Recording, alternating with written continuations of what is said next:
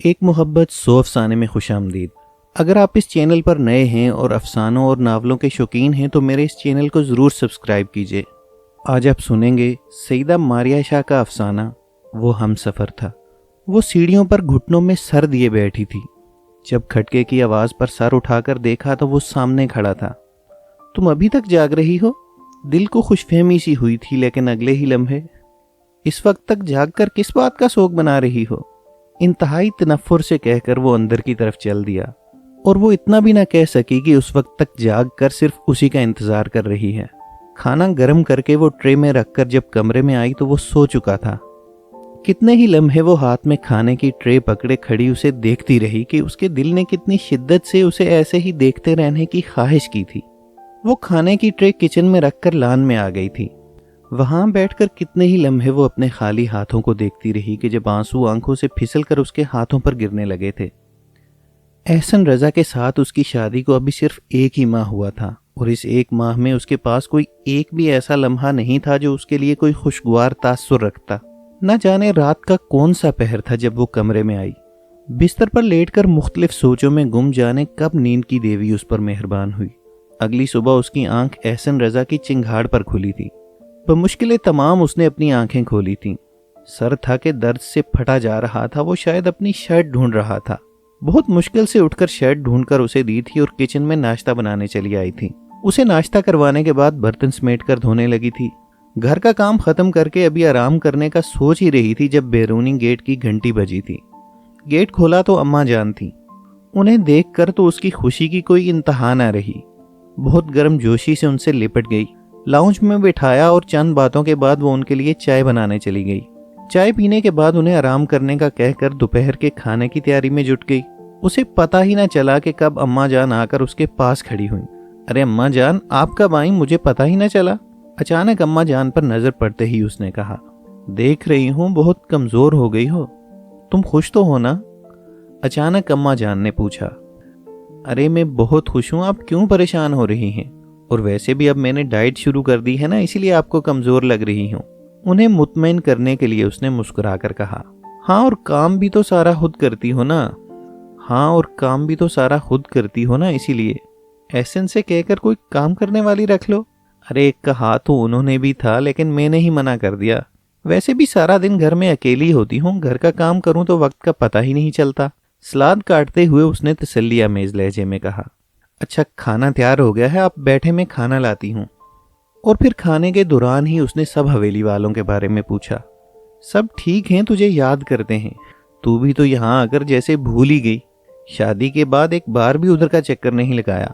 انہوں نے ناراضگی سے کہا، آؤں گی حویلی، میرا بھی بہت دل کر رہا ہے ان سب سے ملنے کے لیے۔ ہاں کیوں نہیں، سوچ رہی ہوں تجھے ساتھ ہی لے جاؤں، اماں جان نے نوالہ لیتے ہوئے کہا تھا۔ ہاں میں بھی یہی چاہ رہی ہوں، احسن آ جائیں تو ان سے پوچھ لوں گی، اس نے کہا، اور سوچ رہی تھی کہ وہ احسن سے کیسے بات کرے گی۔ وہ میں آپ سے کوئی بات کرنا چاہتی تھی، ہاتھوں کی انگلیاں مروڑتے ہوئے اس نے کہا تھا۔ کیا کہنا ہے، جلدی سے کہو، اس نے مصروف سے انداز میں فائل پر جھکے ہوئے کہا۔ وہ اماں جان آئی ہیں تو میں نے سوچا حویلی کا چکر لگاؤں۔ جیسے تیسے کر کے اس نے بات مکمل کی تھی اور اب اس کے جواب کا انتظار کر رہی تھی۔ ہاں تو چلی جاؤ نا، اچھا ہے میں بھی کچھ دن آرام سے گزار لوں گا۔ ناگواری اس کے لہجے سے صاف جھلک رہی تھی۔ مارے حد تک کہ اس کی آنکھیں آنسوں سے بھر گئیں۔ اب یہاں آنسو کیوں بہا رہی ہو، نکلو یہاں سے، نہایت اکھڑ لہجے میں اس نے کہا تھا، اور وہ دوپٹہ منہ پر رکھے بھاگتی ہوئی کمرے سے نکل گئی۔ جاہل عورت، نہایت تنفر سے کہہ کر اس نے سر جھٹکا اور پھر اپنے کام میں مصروف ہو گیا تھا۔ اگلے دن وہ اماں جان کے ساتھ حویلی جا رہی تھی۔ وہ بہت خوش تھی کہ آج کتنے دنوں بعد حویلی جا رہی تھی۔ حویلی میں آ کر سب اپنوں سے مل کر اسے بہت خوشی ہوئی تھی۔ اس کی سہیلیاں اس وقت اس کے کمرے میں بیٹھی اس سے چھیڑ چھاڑ کر رہی تھیں جب اماں سب کے لیے فروٹ کاٹ کر لے آئیں۔ ارے تم سب کیوں میری بیٹی کو تنگ کر رہی ہو، اماں جان نے مسکرا کر کہا۔ ارے خالہ دیکھو نا، امتشال تو ہم سے کوئی بات ہی نہیں کر رہی، شادی کے بعد تو اسے جیسے چپ سی لگ گئی ہے، شبو نے جلدی سے کہا۔ اور نہیں تو کیا، شادی سے پہلے تو اس نے پورے گاؤں کو سر پر اٹھا رکھا تھا، اور اب دیکھو محترمہ سیدھے منہ تک بات کرنا پسند نہیں کرتی۔ مینا نے بھی تائید کی۔ ارے نہیں، شادی کے بعد ہر لڑکی ایسے ہی سنجیدہ ہو جاتی ہے، اماں جان نے بیٹی کی طرف دیکھ کر کہا تھا۔ ارے اب ایسی بھی کیا سنجیدگی، شبو نے منہ بنا کر کہا۔ अच्छा भाई, नहीं होती मैं संजीदा, चलो उठो आज पूरा गांव घूमते हैं। वो उनके हंसी मजाक में शामिल हो गई। पूरे गांव की सैर करने के बाद और हंसी मजाक में कब शाम हो गई पता ही न चला। घर वापस आकर मगरिब की नमाज पढ़ी और अब अम्मा के कमरे में चली आई थी। अम्मा भी जाए नमाज पर बैठी कुछ विर्द कर रही थी। वो वहीं बैठकर उनका इंतजार करने लगी। जाए नमाज तय करके वो उसके पास आकर बैठ गई तो वो होले होले उनके पांव दबाने लगी। ऐसे ही खुश रहा करो, उन्होंने बेटी की खिली खिली सूरत देखकर कहा था, जबकि वो होले से मुस्कुरा दी। अम्मा अब्बा कब तक आते हैं? अचानक कुछ याद आने पर उसने पूछा था। हाँ आते ही होंगे, आज कुछ ज्यादा ही देर कर दी, अम्मा ने भी फिक्रमंदी से कहा। तभी अब्बा जान कमरे में आ गए। सबसे पहले उसकी नजर उन पर पड़ी थी। वो भागते हुए जाकर उनसे लिपट गई। अरे मेरा बच्चा आया है, कैसी है तू? अब्बा जान ने उसके सर पर हाथ फेरते हुए कहा। बिल्कुल ठीक, आप सुनाएं, आप कैसे हैं? उसने भी पूछा था। अब मेरी जान आ गई है ना तो मैं भी बिल्कुल ठीक हो जाऊंगा, अब्बा जान ने मुस्कुराते हुए कहा। अच्छा अच्छा हो गया अब ये मिलना मिलाना, चलो खाना लग गया है, खाना खाते हैं, अम्मा जान ने कहा। हाँ हाँ चलो अब, वैसे भी खाने को ज्यादा इंतजार नहीं करवाना चाहिए, अब्बा ने कहा। खाना खाने के बाद कुछ देर अम्मा से बातें करने के बाद वो कमरे में आ गई। बिस्तर पर लेटते ही एहसन रजा का ख्याल जहन में दर आया। जाने इस वक्त क्या कर रहे होंगे, शायद सो गए हों या हो सकता है काम कर रहे हों ऑफिस का। दानिस्ता या नादानिस्ता वो उसे याद कर रही थी। बहुत सी यादें थीं जो किसी फिल्म की तरह उसकी आंखों में चलने लगी थीं। अम्मा देखे ना, वो शब्बो अभी तक नहीं आई। यहाँ वहाँ चक्कर काटते हुए वो परेशानी से बोली। अरे आराम से बैठ जाओ, आ जाएगी वो भी, क्यों घन चक्कर बनी हुई है? अम्मा ने उसे इस तरह परेशानी से टहलते हुए देखकर कहा। अब आप ही बताएं क्या पहन कर जाऊं मैं शादी में? उस रजिया बाजी से भी कहा था कि कपड़े मुझे वक्त पर मिल जाने चाहिए, उसने झिंझला कर कहा। अरे ये ले इम्तिशाल, तेरे कपड़े सिल गए, अचानक शब्बो वारद हुई। उसने झपट कर उससे कपड़े लिए और अब मुख्तलिफ जावियों से कपड़े देख रही थी। अब इन्हें ही देखती रहेगी, चल तैयार हो जा, देर हो रही है, अम्मा ने कहा। अच्छा ऐसा कर, तू शब्बो के साथ आ जाना, मैं चलती हूँ, अम्मा ये कहकर बाहर की तरफ चली गई थी। आप चले अम्मा, हम लोग आते हैं, शब्बो बोली। कुछ ही देर बाद वो तैयार होकर बाहर आ गई। फेरोजी कलर की लॉन्ग शर्ट और वाइट कलर के ट्राउजर्स और दुपट्टे में वो मासूम सा हुस्न, वो नजर लग जाने की हद तक खूबसूरत लग रही थी। शब्बो तू रुक, मैं किचन से पानी पी कर आती हूँ, फिर दोनों साथ ही चलते हैं। अपने बड़े से दुपट्टे के साथ उलझते वो किचन में आ गई थी कि किसी से बुरी तरह टकरा कर अपना तवाज़न खो बैठी। इससे पहले कि वो जमीन बोस होती, किसी ने फौरन उसे अपनी बाहों में थाम लिया था। बंद आंखें उसने आहिस्ता से खोली थी। न जाने इन लम्हों में क्या था कि एहसन रजा को देखकर उसका दिल बुरी तरह से धड़का। पहले तो कभी उसे देखकर ऐसा एहसास नहीं हुआ था। फिर अब क्या हुआ था कि वो नजरें हटाना भूल गई थी, और अगर ख्वाहिश थी तो सिर्फ ये कि काश ये लम्हे अमर हो जाएं और वो यूं ही उसे देखती रहे। अगले ही लम्हे उसने झटके के साथ उसे छोड़ा था कि वो दोबारा गिरते गिरते बची थी। देखकर नहीं चल सकती तुम इडियट, गिर जाती अभी तो, निहायत रूड लहजे में उसने कहा था, लेकिन उसे कुछ सुनाई कहाँ दे रहा था। वो तो बस उसके हिलते हुए होंठों को गौर से देख रही थी। इम्तिशाल तुझे चलना भी है कि नहीं? अचानक कहीं से शब्बो टपक पड़ी थी और वो उसे बाजू से पकड़कर तकरीबन घसीटते हुए अपने साथ ले गई। शादी में भी उसका सारा ध्यान एहसन रजा की तरफ ही लगा रहा था। अरे इम्तिशाल कहाँ खो गई? मैं क्या कह रही हूँ, क्यों ना हम भी मेहंदी लगवा लें? दूसरी लड़कियों को मेहंदी लगवाते देखकर शब्बो का भी दिल मचला था। वो उसके साथ चल दी और मेहंदी लगवाकर फारग हुई ही थी कि अम्मा उसे कहीं ढूंढते हुए आ गईं। चल इम्तिशाल घर चल, काफ़ी देर हो गई है, अम्मा ने फिक्रमंदी से कहा। हाँ चले अम्मा, मुझे भी अब नींद आ रही है। बोझल होती हुई पलकों को वो बमुश्किल खोले हुए थी। अच्छा शब्बो मैं चलती हूँ। शब्बो से मिलकर वो माँ के साथ चली आई। बिस्तर पर लेटकर जो आंखें खुलने से इनकारी थीं, अब नींद उनसे कोसों दूर थी। बस एक ही चेहरा था जो बार बार आंखों के सामने आ रहा था, इस बात से बेखबर कि ये मोहब्बत ही उसे कई दर्द देगी। रजा और सिकंदर हसन दोनों भाई थे। दोनों एक दूसरे पर अपनी जान तक निछावर कर देने को तैयार रहते थे। शादी भी दोनों की एक ही दिन हुई। शादी के 1 साल बाद ही रजा हसन की गोद में एहसन रजा आ गया। सबकी आंखों का तारा था वो। उनकी हवेली खुशियों से भरपूर थी। जाने किसकी नज़र लग गई कि एक दिन रजा हसन और उनकी बेगम का एक्सीडेंट में इंतकाल हो गया। सिकंदर हसन तो जैसे टूट कर ही रह गए, लेकिन जब नन्ही सी गुलाबी सी परी इम्तिशाल सिकंदर उनकी गोद में आई तो दुनिया के गम भुला बैठे। अब उनकी तवज्जो और प्यार का मरकज वही थी। वक्त गुजरता गया और कब उन दोनों ने जवानी में कदम रखा पता ही न चला। امتشال سکندر انتہائی کھلنڈری طبیعت کی مالک، جبکہ اس کے برعکس احسن رضا اتنا ہی کم گو اور بہت غصے والا تھا۔ جانے امتشال کے دل پر کب اس نے قبضہ جما لیا، اس کا احساس تو خود اسے بھی نہ ہوا۔ ہر گزرتے دن کے ساتھ احسن رضا کا سحر اس پر مزید بڑھتا ہی جا رہا تھا، کسی بھی خطرے سے بے خوف ہو کر۔ امتشال کے ابا، میں کہہ رہی ہوں کہ اب ہمیں امتشال کی شادی کر دینی چاہیے۔ کوئی اچھا لڑکا اگر ہو آپ کی نظر میں تو بتائیں نا مجھے، اماں نے فکر مندی سے کہا۔ ہاں کہہ تو صحیح رہی ہے، اور جہاں تک لڑکے کی بات ہے تو وہ اپنے گھر میں موجود ہے، بس ذرا دونوں کی مرضی پوچھ لیتے ہیں۔ ابا جان کا اشارہ احسن رضا کی طرف تھا۔ ارے ہاں، میرا دھیان تو اس طرف گیا ہی نہیں، اور ان کی مرضی کی کیا ضرورت ہے؟ ماں باپ اولاد کے دشمن تھوڑے ہی نہ ہوتے ہیں، اور ویسے بھی میرے دونوں بچے بہت ہی فرما بردار ہیں۔ ہم جو بھی فیصلہ کریں گے وہ بنا چوں چرا مان جائیں گے۔ ان کے لہجے میں بہت فخر تھا۔ ارے نہیں جھلیے، اب وہ زمانہ نہیں رہا، آج کے دور میں بچوں کی مرضی جاننا بہت ضروری ہے، انہوں نے متانت سے اسے سمجھایا تھا۔ اماں کے پوچھنے پر اس نے شرماتے لے جاتے ہاں کر دی تھی، اور پھر احسن رضا کے ہاں کرنے کی دیر تھی، پھر تو جیسے چٹ منگنی پٹ بیاہ والا معاملہ ہو گیا تھا۔ شادی کے بعد بیاہ کر احسن رضا امتشال کو شہر میں لے آیا۔ اس وقت وہ گلابوں سے سجائے گئے کمرے میں بیٹھی اس کا انتظار کر رہی تھی۔ گھڑی رات کے 2 بجا رہی تھی اور وہ اس وقت تک کمرے میں نہیں آیا تھا۔ رات گئے وہ کمرے میں آیا تھا، اس نے فوراً منہ کے آگے گھونگھٹ کر لیا تھا، لیکن وہ تو اسے مکمل طور پر نظر انداز کیے واش روم میں گھس گیا تھا۔ کچھ دیر بعد وہ شاور لے کر واش روم سے نکلا تھا۔ اگر دلہن بننے کا شوق پورا کر لیا ہو محترمہ تو اب اٹھیے، مجھے بھی آرام کرنے دیں اور خود بھی آرام کریں، اس نے نہایت نخوت سے کہا تھا، اور امتشال سکندر تو سکتے کے عالم میں اسے دیکھ رہی تھی۔ سارے خواب ایک ایک کر کے چکنا چور ہوئے تھے، اور آنکھوں میں تو جیسے کسی نے مرچیں بھر دی تھیں۔ آنسو تھے کہ رکنے کا نام ہی نہ لے رہے تھے۔ اس نے کچھ دیر ہی اس کا انتظار کیا اور پھر بازو سے پکڑ کر اسے بیڈ سے اتار دیا۔ آپ نے اگر میرے ساتھ یہی سلوک کرنا تھا تو شادی ہی نہ کرتے، انکار کر دیتے، لیکن اپنی بھی زندگی برباد کر لی اور میری بھی، اس نے چیخ کر کہا۔ تڑاخ! تھپڑ اتنا زوردار تھا اس کے 14 طبق روشن ہو گئے تھے۔ وہ سکتے کے عالم میں منہ پر ہاتھ رکھے حیرانی کے ساتھ اسے دیکھ رہی تھی۔ بکواس بند کرو اپنی، اور جتنا کہا ہے اتنا ہی کرو، انتہائی اشتعال میں کہہ کر وہ بیڈ پر سر تک کمبل اوڑھ کر لیٹ گیا۔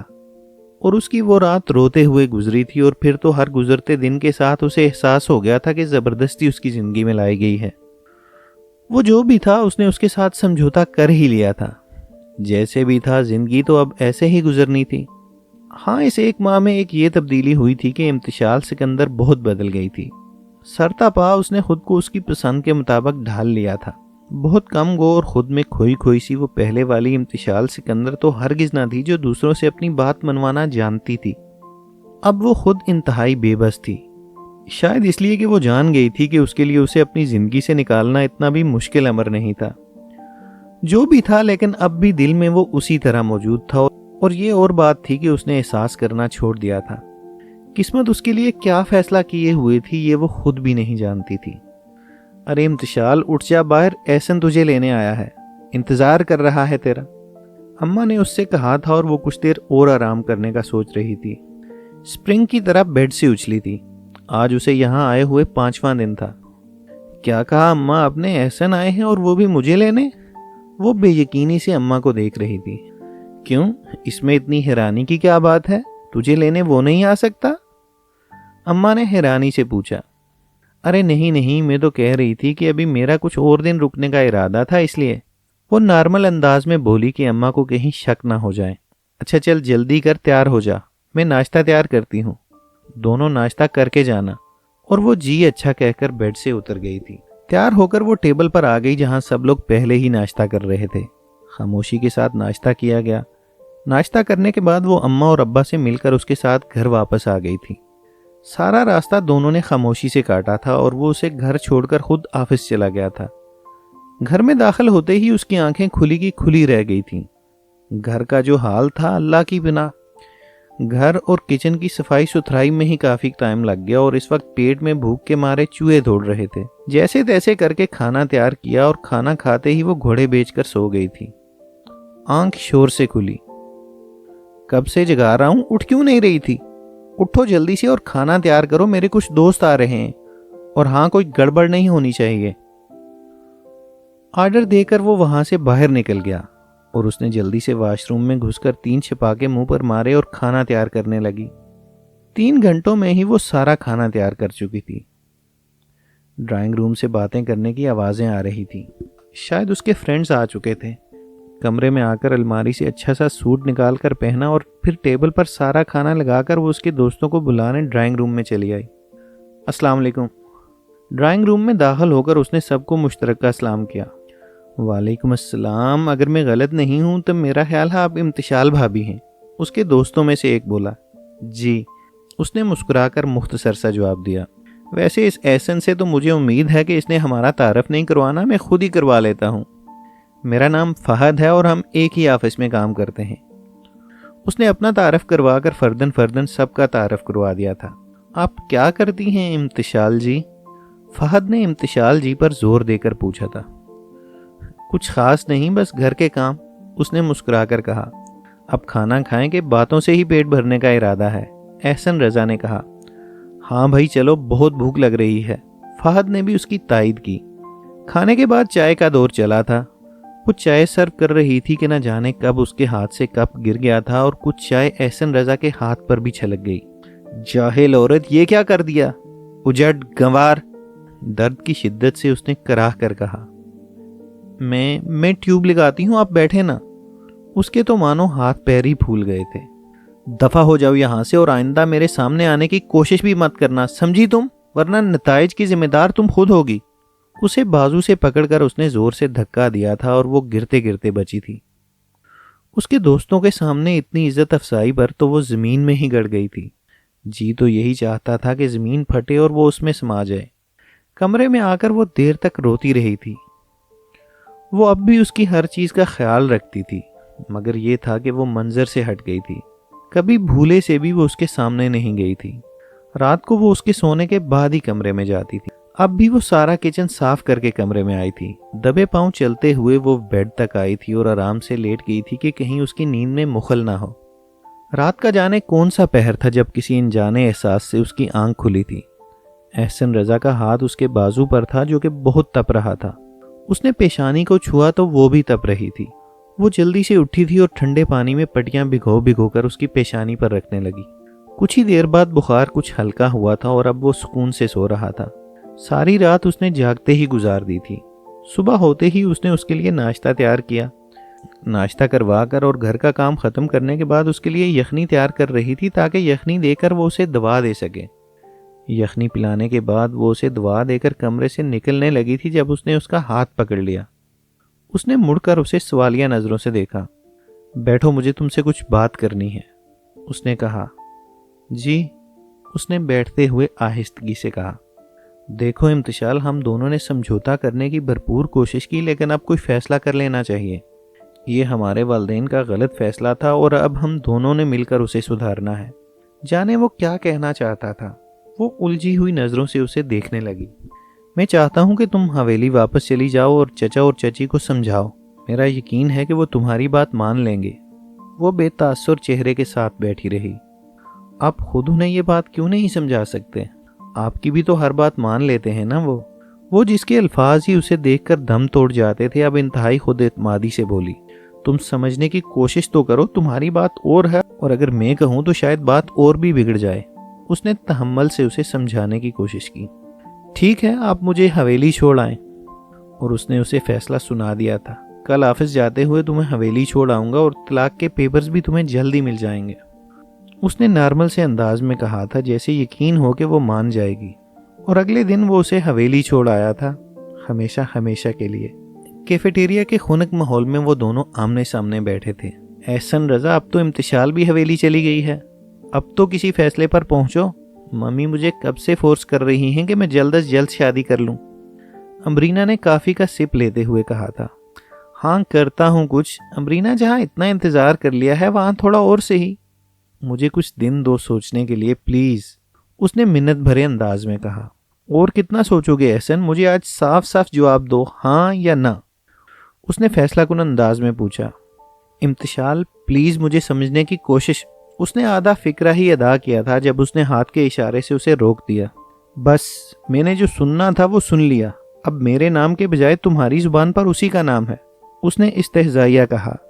اگر تمہیں اس سے محبت ہو بھی گئی تھی تو کم از کم مجھے تو اتنے عرصے دھوکے میں نہ رکھتے۔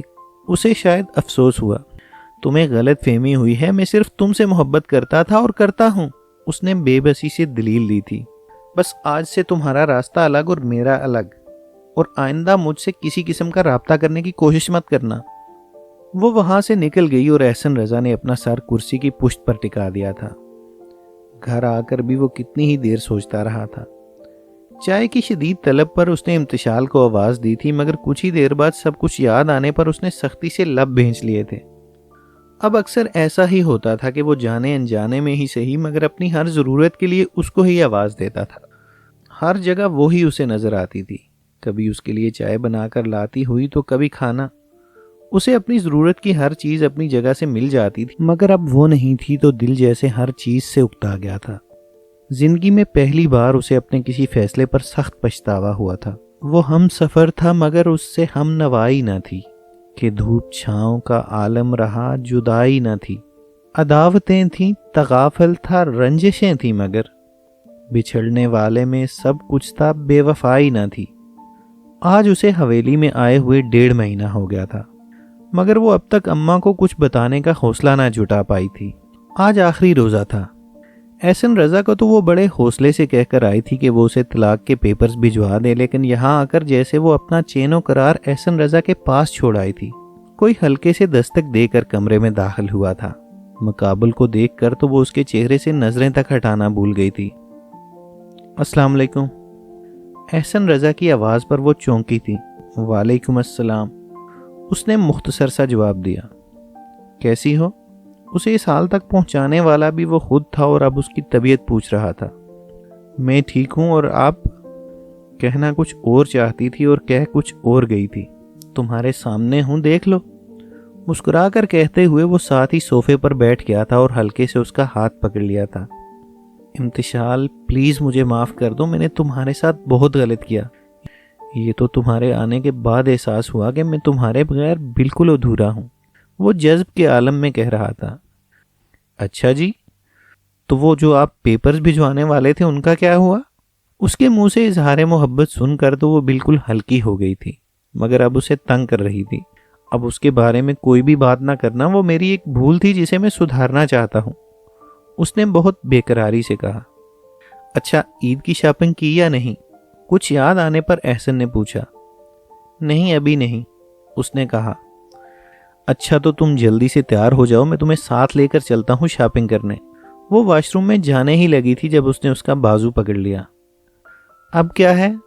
امتشال، تمہارا بہت بہت شکریہ، تم نے مجھے جینا سکھا دیا، انتہائی جذب کے عالم میں کہہ کر اس نے اس کی پیشانی پر مہر محبت ثبت کی اور اس نے سرشاری کے عالم میں اپنا سر اس کے کندھے پر ٹکا دیا تھا۔ یہ عید امتشال کے لیے اپنے سنگ بہت سی خوشیاں لے کر آئی تھی۔ اب آگے کی زندگی بہت سہل اور حسین تھی۔